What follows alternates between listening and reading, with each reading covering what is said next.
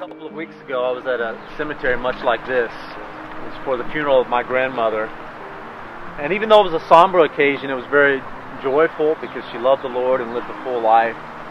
But it raised some questions, not necessarily for me. I was really used to doing that as a pastor, honoring someone whose life was so full and loved the Lord. But for my sons, it brought in a little bit of anxiety and some concern about death and the meaning of it all and what happens to those that we love when they die.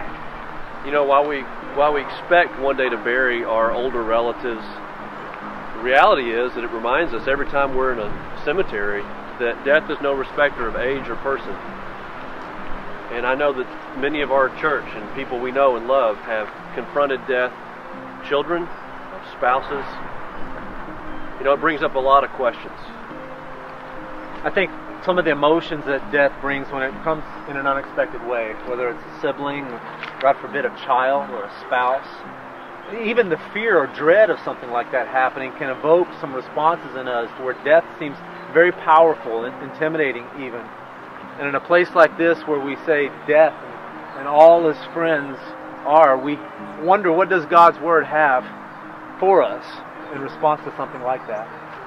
That does bring up, how do you handle the tough questions like, why didn't God stop this from happening to my loved one?